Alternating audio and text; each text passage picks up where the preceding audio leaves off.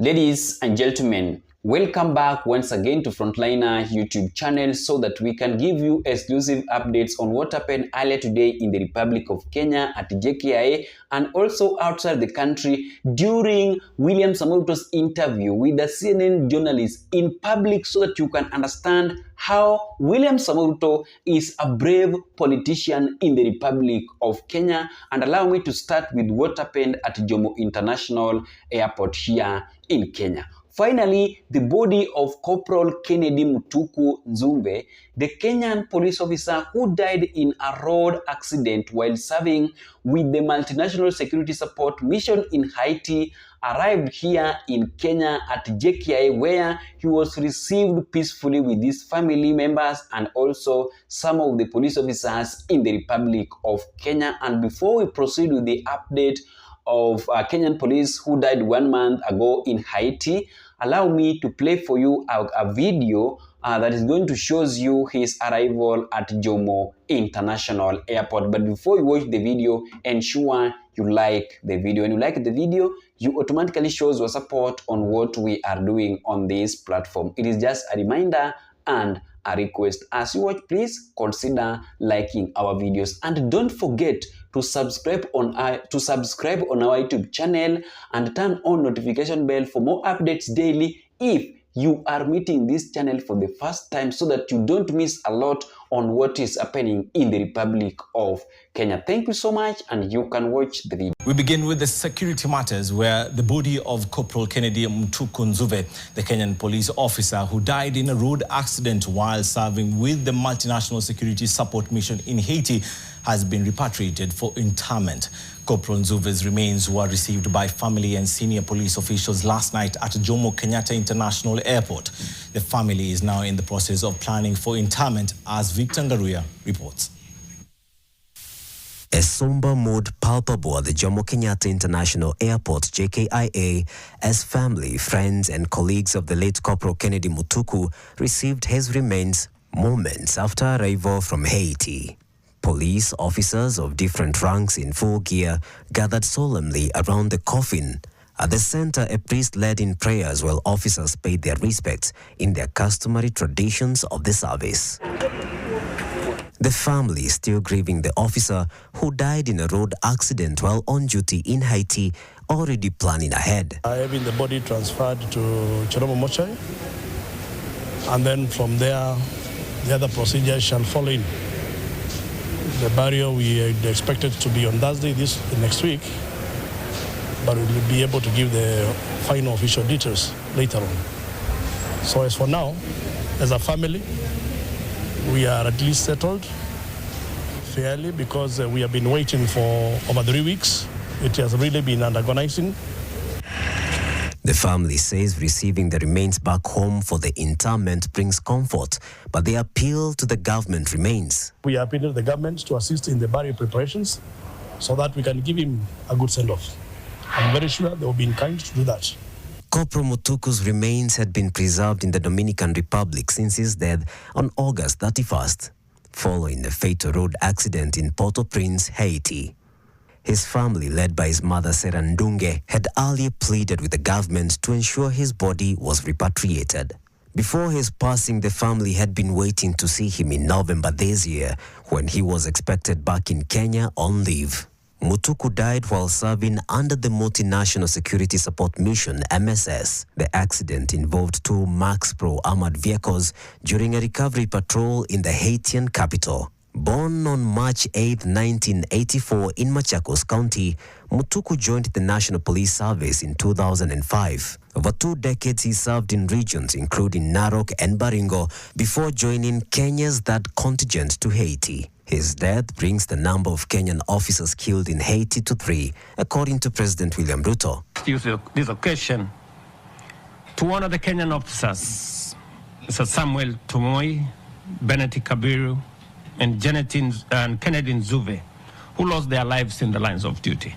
The other casualty is Samuel Tompoi, who was shot dead by gangs in February, while Benedict Kabiru's whereabouts are still unclear, despite Ruto's conclusion on his death during remarks at the United Nations General Assembly. Victor Ngaruya, NTV. Excellency President William So that is what happened upon the arrival of the remains of Kennedy Mutuku, who died on a road accident during a security mission in Haiti. Secondly, I want you to take your time and watch this interview between William Samoei Ruto and a CNN journalist so that you can understand that the spirit of lying will not end in the body of William Samoei Ruto until that day that he will retire from Kenyan politics. But when he is still alive in Kenyan politics, Ruto will keep on lying to the people of Kenyans day and night. Here is the video. Welcome back. Kenya's president has told me that claims his country has become authoritarian cannot be further from the truth. The protest turned deadly over the summer. It followed the death of a prominent blogger who had been taken into police custody. The government has directed officers to shoot at protesters who approach police stations. CNN's witnessed groups of men armed with batons beating up civilians as police watch. But despite this unrest, President William Ruto insists Kenya remains pro-democracy and pro-investment. He was in New York for the UN General Assembly. Kenya, you know, is a robustly democratic country. And is the only place in our corner where people demonstrate, people express themselves freely, and everything in between.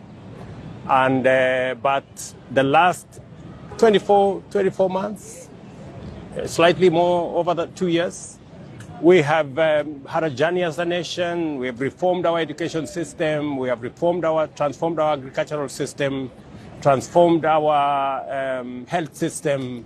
We've brought in more interventions that were there for a very long time, housing and everything in between, and very heavy lifting the last couple of 24 months. The criticisms have been very harsh on you as you've been doing this, and indeed some of the criticisms in terms of the questioning of rights, of freedom of speech.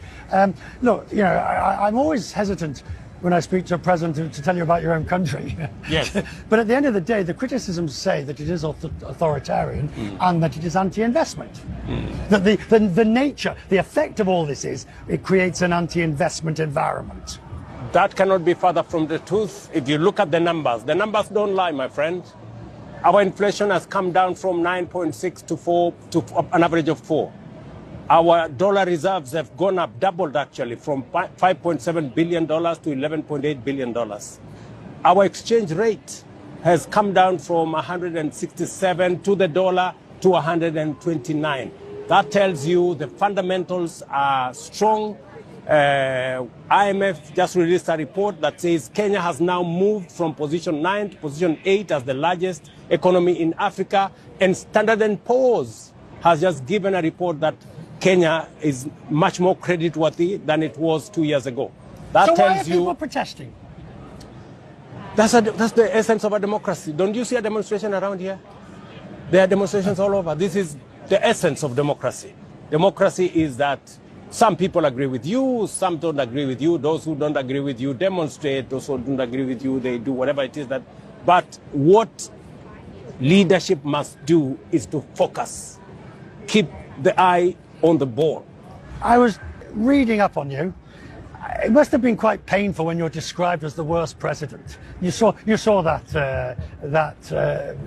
There is all manner of stories all over as to. How did you take that? I also saw one saying that Nairobi is the capital of Africa. You know, so there is all manner of things in the social media. But you see, as a leader, you must keep the focus. How hard is that? It's quite difficult because there's so much noise sometimes, there's so much action sometimes, and it is easy to be dissuaded or it is easy to be misled. But for the last 3 years, I have kept my focus, and believe you me, it's turning around. People are beginning to say, let's listen.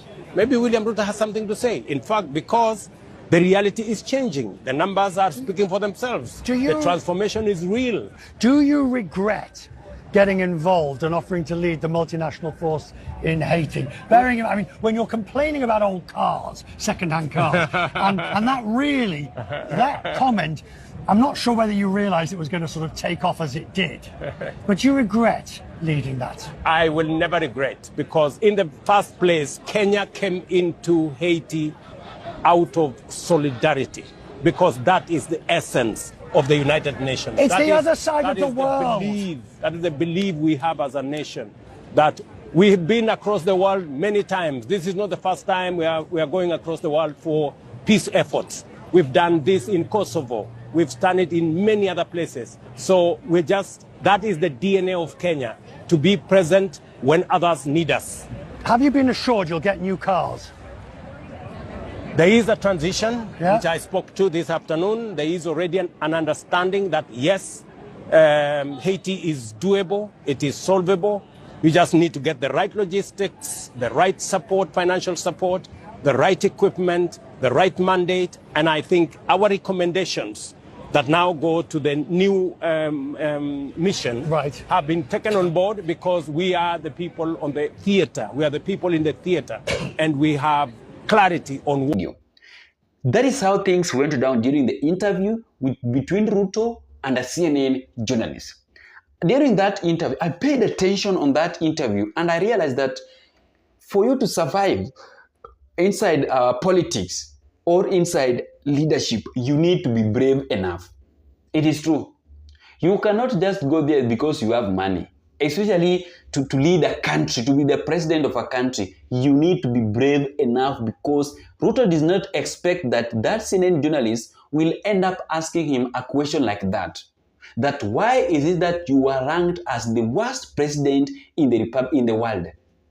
It is true. Ruto was announced, was it last year, as the second worst and corrupt president in the Republic of Kenya. It is true. It is true. So Ruto is a clever politician. And for Gachagua, Kalonzo Matiang'i, Eugene Wamalwa, Cleophas Malala, among other team from opposition that is preparing themselves as a force and also as a factor to defeat President William Samoei Ruto in 2027 during the election, those people are still having a hard task, because that gentleman, to remove him from the power, yenye yako, is not easy. To remove William Samoei Ruto is not going to be easier, and for him, even himself to return back to the office as the 6th president of the Republic of Kenya is also not going to be much easier for him. So it is a win-win or a hard. It is a hard task for both opposition and the current government, but opposition leaders are finding it more assault, because Kenyans are on their side, as we compared to the government of William Samoei Ruto, where many Kenyans are busy criticizing their government Monday to Friday, date 1st to date 30, because of unfulfilled promises and many other challenges that Kenyans are facing through the government of William Samoei Ruto. I didn't have much to talk about or to discuss regarding that interview and the Haiti mission, also on the Kennedy, the late, who died on a mission while serving